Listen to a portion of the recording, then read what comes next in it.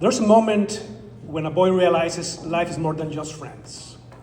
For me, it happened in 1978. I was 11 or 12 when a girl got out of a car across the street from my house. I grew up in a working class neighborhood in Mexico City. One afternoon, while playing on the street with my friends, something unusual caught my eye. Carolina's mom's car, an unmistakable green Pacer, pulled over across the street. She just dropped off. She must have been 15. She had long blonde hair that caught the light, freckles, big blue eyes. She stood out, and she had this unmistakable beautiful nose. Full of life, something from another world entirely. I froze mid-play, ball at my feet, pretending not to stare while I was staring anyway. I was all innocence, still very much a kid, but she represented a world I was just beginning to notice. One that felt thrilling and entirely out of reach. A few days earlier, maybe a week or two before that afternoon, she rested her hand on my leg for just a second, and she laughed and said something to me. Half jokingly, half kind, the way older girls sometimes are with younger boys. Yo te voy a esperar. I'll wait you to be my boyfriend. She laughed when she said it. I'm sure it meant nothing, just a sweet joke. But for me, it landed like an electric shock. My heart didn't just race, it learned a new speed. Before she even closed the car door, her friends rushed towards her, squealing over something she was holding, like girls do. Whatever it was, it mattered. I needed to know what it was. So I did what felt natural and strategic at the same time. I accidentally kicked the ball too hard, it rolled straight towards them. That's when I saw it. A double album cover. A man in a white suit standing. John Travolta, Saturday Night Fever. By 1978, the Bee Gees weren't just on the radio. They were the radio. That night, we were all gathered around the TV at my parents' bedroom when an ad flashed by. Plaza Satélite, our local mall, had just installed a light-up dance floor.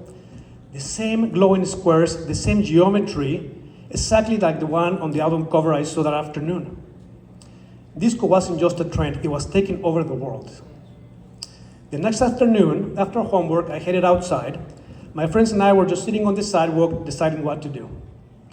Carolina and her friends appeared again, this time dressed for the disco. Flare jeans, shiny tops, hair just a little more deliberate than the day before.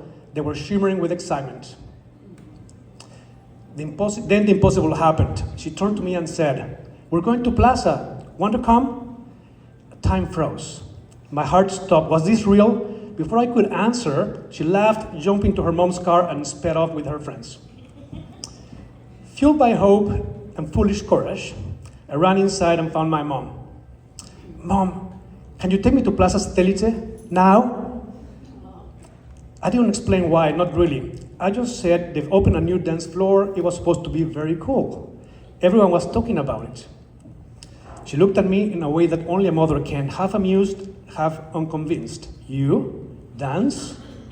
She said, raising an eyebrow. "You won't even move at school unless I pay you." I shrugged, tried to sound casual. "They say it's really cool." She laughed, shook her head, she sighed, the kind of sigh that means she already decided, okay, but we can stay very long. That's all I needed. I ran upstairs, pulled out the white shirt I wore for gala days at school, and slipped on my clean Pan Am sneakers, the good ones, untouched by the street games. I looked at myself in the mirror, not knowing what to think. Well, that was the best version of me I had. When we arrived, the dance floor was alive. A square of glass lighting up beneath people's feet. A giant mirror ball scattering light across the ceiling. Disco fever wasn't just a theory anymore. It was alive, loud, and spinning in technicolor. And then I saw her, Carolina, dancing under the mirror ball, surrounded by older boys, 16, practically adults.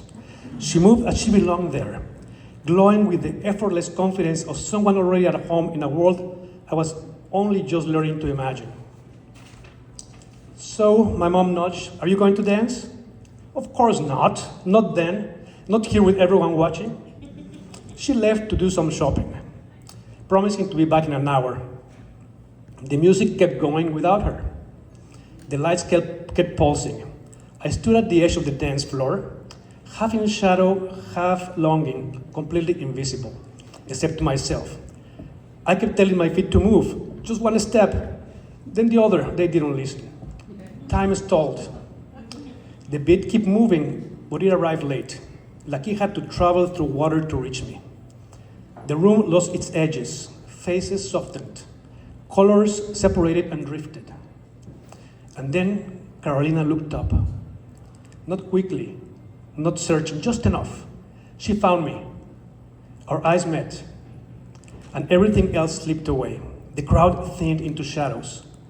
The mirror ball froze mid-spin. The music collapsed into a distant muffled thump, like a heartbeat heard underwater. She smiled, warm, easy, unafraid. Her lips moved slowly, deliberatively. Come dance. Her hand lifted, calling me, steady and certain, an open invitation suspended in the air.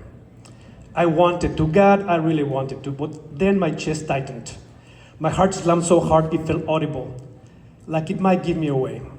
The music vanished, completely replaced by the roar of my own pulse. The lights fractured, the floor tilted. For a second, the world went soft and unreal, as if I were underwater. Before she could see the hesitation cross my face, I turned. I walked away quickly, pretending urgency where there's only panic. I found my mom and I said I didn't feel well. A stomachache, the oldest lie there is. As we left, the music swallowed the room again. The lights kept flashing. The dance floor stayed exactly where it was. And I carried with me the sharp, unforgettable feeling of something offered and not yet taken. As we crossed the parking lot, How Deep Is Your Love floated out of the mall speakers. I turned back one last time. Carolina was still dancing, still glowing. Years later, when I hear the Bee Gees, I don't see John Travolta. I see Carolina under the mirror ball, dancing in a world I wasn't ready to enter yet.